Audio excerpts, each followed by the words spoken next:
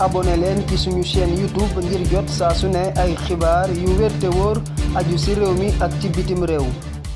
yéen kay yëg Mamadou Mohamed Ndiaye. jërë ngeen jëf kër yërmande di pouponnière bu Ndella Madior Diouf bi la fa xew du jàmm pouponnière de l'horreur la ko Libération tudde mi ngi ñuy wax it ne 2022 ba léegi pouponnière baa ngay dox amuti këyit amul autorisation anam ya muy doxee dara ci leerul liir yi ñu fa yóbbit kenn tanewula ci yenn condition lañ leen fa tëye li ñu ne dafa am ñaari liir yu faatu ci pouponnière ba ndax ñàkk toppatoo Libération ne nañu looleet lu am la am na benn femme bu ko plainte moom Ndella Madior Diouf ndax femme bi da koo dénkoon doomam demoon di ko jëli Ndella di ko laajub xaalis liir yu muy jël di leen jox turi nit ñi siiw Ndella Madior Diouf nee na ambiance la ci jublu waaye loolee yéen a kaay bi mi ngi ñuy wax ne enquêteurs yi gëmuñu ko li ñu jàpp mooy ay tappale la ak i njubla ngir wut ci xaalis bébé yamu yoroon ca pouponnière ba Libération nee nañu service yu ministère de la femme dem nañu démb jëli leen L'Observateur nañu ñeen fukki liir ak juróom-ñett ñoo newoon ca pouponnière ba ñoom ñëpp la ñu jëli démb ñii ñu yóbbu leen Gaspard Camara ña ci des ñu yóbbu leen ci Albert Royer Ndella Madior Diouf mi leen yoroon moom ma nga ñu tëye police waa sûreté urbaine ñoo gontu këram démb dem jëli ko procureur de la république moo ne ñoom Bara Sangaré di waa sûreté urbaine ñu jug lijjanti la fa xew waa sûreté urbaine yebal fa gaay yi commissaire Florence Mendy di waa brigade de mœurs jamono ji moom Ndella Madior Diouf L'Observateur nee nañu ma nga ñu garde à vue ñi doon liggéey ca pouponnière ba ak parents yi moom liir ya fa nekkoon ñoom it woolu nañu leen ci sûreté urbaine ngirub enquête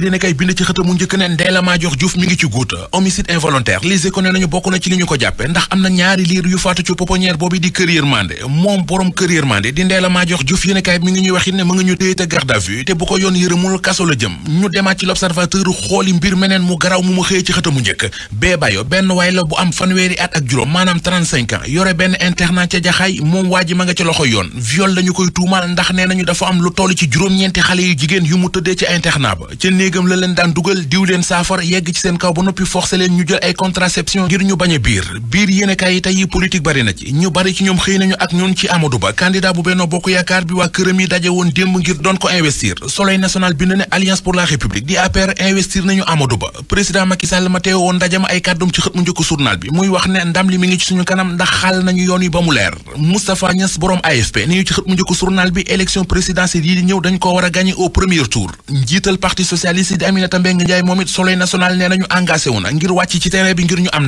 ndam am naa yàqin lu wér ci ne dinaa ko indil coalition bi kàdduy Amadou Ba la ci xët mu njëkku yéenekaay bi l'info nañu waa APR armé nañu seen candidat bi Amadou Ba Sud Quotidien nañu ginnaaw waa parti socialiste ak waa AFP waa APR takkal nañu Amadou Ba jaaj yi démb journal Le Témoin bind ne waa APR investi nañu seen waaji Amadou Ba ci anam wu rëy dans la ferveur direct ci news ne ko mukk ferveur kay amu ci investir nañu ko démb waaye ci sobriété ci lañu ko investir congrès d'investiture bu APR bi woon démb ak la fa xew journal Bës Bi Le Jour xëy na ci dellu si ak ñun mi ngi ñuy xamal ne Amadou Ba nee na bu falo ci continuité ca lay dox muy diggam ak Benno Bokk Yaakaar di diggam ak PSE di plan Sénégal émergent Macky Sall xamle fa ne nguur yàlla koy joxe liggéey naa ci réew mi lu rëy bilan exceptionnel waaye nag bilan bi manees na koo gën a ñoŋal yéenekaay bi mi ngi ñuy yegget kàdduy Mame Mbaye Niang yu mu wax mu di moom Mame Mbaye Niang du bokk ci ñuy soutenir Amadou Ba du ko jàppale tey du ko jàppale ëllëg point actu gis ne Mame Mbaye Niang bàyyi nañ ko ci lu ko neex yamu rekk ci doon électron libre waaye ab électron trop libre Amadou Ba bu ñu ko éliminé ci premier tour bi du ma bett Aly Ngouille Ndiaye moo ko wax ci waxtaan yu mu xëy def ak waa L'Observateur ca waxtaan wayit ma nga fay indi ay tontu ci li ko Diop Jama di maître Moussa Diop tuumal Aly Ngouille Ndiaye nee na du taxaw di sosal ay nit mooy tax kenn di gañe lenn.